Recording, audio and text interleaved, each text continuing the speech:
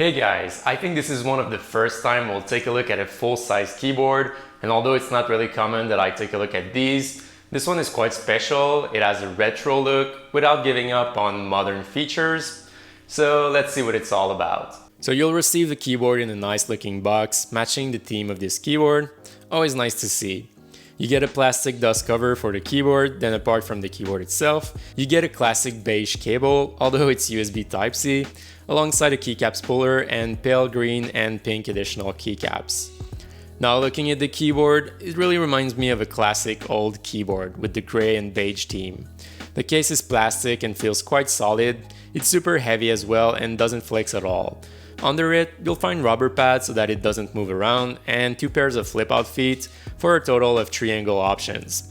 All of them have rubber pads too, so they really won't move around. You also get the option to route the USB cable on either side or directly in the middle. That's possible with the USB Type-C port, which is quite funny to find in a keyboard that looks that old. This keyboard comes in a full-size NC layout, so it's completely standard. If you do wish to replace the keycaps, it should be fairly easy. The ones that are included are pretty nice though. They're made from PVD and they have an OEM profile, which I think makes sense given the desired look. The basic layout comes in 2 tones of grayish beige and the legends are dye sublimated black. I really like that big rounded font. It's super clean and matches well with the theme. Given the materials they used and the legend printing technique, these should be fairly durable and they're decently thick as well, making them great keycaps, especially for included ones.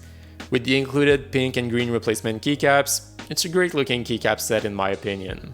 Now checking out the switches, this keyboard comes with cherry switches, either in brown, blue or red, and I went with browns for this unit. Given that this keyboard's theme is inspired by a cherry keyboard, I think it's cool that they went with cherry switches as well. These are fairly standard and you can expect the overall quality that Cherry is known for. As for the stabilizers, these are the same red and black stabs that we find on some of the other boards by Akko. They're decent and perform pretty well, but they're not the best I've had the chance to try. They come pre-lubricated, so that helps as well. They don't wobble too much and keys don't stick, but they're not as great as the ones on the Durgod K320 and Akko 03087. Both the switches and stabs are mounted on a nice white metal plate. Overall, the keyboard sounds really good. My only concern is that the springs have a bit of a ring to them, but I'll leave you to a sound test so that you get the full picture.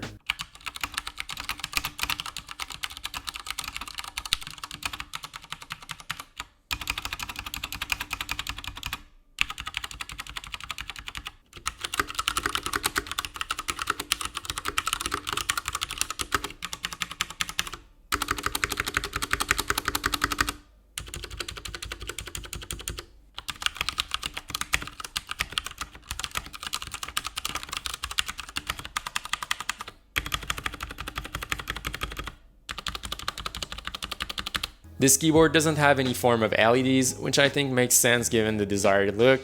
However, you can add some yourself if you so desire, as the switches and PCB have the socket for that, although it would be a single color LED. This keyboard comes with no dedicated software for you to customize it. It does, however, support macro programming on board, but the instructions aren't available in English, unfortunately. A bit like the Akko 3087, I managed to record macros with the following steps. First, you hold Function and left Windows key to enter the macro layer. Then you hit Function and Escape to start recording. Then Function plus the key you want to assign the macro to. So I'll go with the pipe key in my case. Then you press the sequence you want and hit Function plus the key for which the macro will be assigned to finish the sequence. And then Function plus Escape again to stop recording. If you stay under that macro layer, the keys you selected should now play back the sequence you recorded. And you can go back to the standard layer by holding down Function and left Windows keys. So would I recommend this keyboard? Overall, there aren't too many cons, I'd say. The stabilizers are good, but there are slightly better options on the market. You don't get any forms of built-in LEDs and macros are recorded on board, as there are no software to configure it. But apart from that, it's a really great keyboard as long as you like the theme and full-size layout. There's nothing too special that would refrain me from recommending it. The build quality is great, you get good keycaps with potential for customizability, paired with a Type-C cable and a great typing experience overall. I'm happy with this keyboard. So this is it for today. Hope you guys enjoyed. Let me know what you think about this keyboard down below. Do you like these retro inspired themes, or do you prefer keyboards that look more modern? As always, I'll have affiliate links in the description, so feel free to use them if you want to check them out and help the channel at the same time. So thank you for watching. Make sure you leave a like if you did, and if you didn't, just let me know why in the comments below. Otherwise, don't forget to subscribe if you still haven't already, as I'll see you in the next video.